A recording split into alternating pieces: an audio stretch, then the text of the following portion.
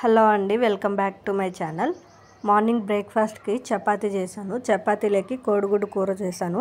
కోడిగుడ్డు మసాలా కూర చేశాను. ఇది అన్నంలోకి చపాతీలోకి కూడా చాలా బాగుంటుంది.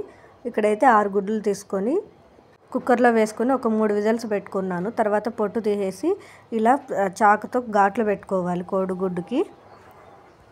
ఇంకొక పెనం తీసుకొని కావలసినంత ఆయిల్ వేసుకోవాలి. ఇందులోకి కొద్దిగా పసుపు, అలాగే కొద్దిగా ఉప్పు, కొద్దిగా కారం వేసుకోవాలి. ఈ 3 వేసుకున్న తర్వాత ముందుగా ఘాటు పెట్టుకున్న కోడిగుడ్లు అన్నీ వేసుకొని బాగా ఫ్రై చేసుకోవాలి. మంటని లో ఫ్లేమ్లో పెట్టుకొని ఒక 2 మినిట్స్ పాటు ఫ్రై చేసుకోవాలి. గుడ్డు బాగా ఫ్రై అయిన తర్వాత ఒక ప్లేట్లోకి తీసేసుకోవాలి. ఇక్కడ నేను ఆయిల్ కొద్దిగా ఎక్కువగానే తీసుకున్నాను కాబట్టి అదే ఆయిల్లోకి కొద్దిగా ఆవాలు వేసాను. ఆవాలు చిటపట్లాడిన తర్వాత సన్నగా తరిగి పెట్టుకున్న ఎర్రగడ్డలు, కొద్దిగా కరివేపాకు వేసుకొని ఫ్రై చేసుకోవాలి. కావాలంటే ఇందులోకి 2 పచ్చిమిరపకాయలు కూడా వేసుకోవచ్చు. ముందుగా ఫ్రై చేసుకున్న కోడిగుడ్లు వేసుకొని ఇంకా కొద్దిసేపు ఫ్రై చేసుకోవాలి.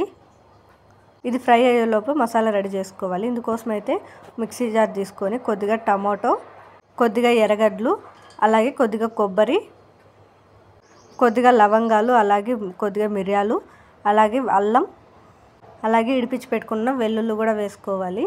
అది మిక్సీ పట్టుకున్న తర్వాత కొద్దిగా కొత్తిమీర, పసుపు, అలాగే కారం, ధనియాల పొడి వేసుకోవాలి. ఇవంతా బాగా ఒకసారి మిక్సీ పట్టుకున్న తర్వాత ముందుగా ఫ్రై అవుతున్న కోడిగుడ్లోకి వేసుకొని ఒకసారి బాగా మిక్స్ చేసుకోవాలి. ఇందులోకి రుచికి తగినంత ఉప్పు కూడా వేసుకొని కావాల్సినన్ని నీళ్లు పోసుకొని ఒక 5 to 10 మినిట్స్ పాటు మీడియం ఫ్లేమ్లో బాగా ఉడికించుకోవాలి. మధ్య మధ్యలో కలుపుతూ ఉడికించుకోవాలి. మసాలా అంతా పచ్చివాసన పోయేంత వరకు ఉడికించుకొని స్టవ్ ఆఫ్ చేసుకొని సర్వ్ చేసుకోవడమే. టేస్ట్ అయితే చాలా బాగుంటుంది. ఇది అన్నంలోకి, చపాతీలోకి ఏ దాంట్లోకైనా బాగుంటుంది. ఖచ్చితంగా ట్రై చేయండి. నా వీడియో కానీ నచ్చినట్టయితే లైక్ చేయండి, షేర్ చేయండి, సబ్స్క్రైబ్ చేసుకోవడం మర్చిపోకండి.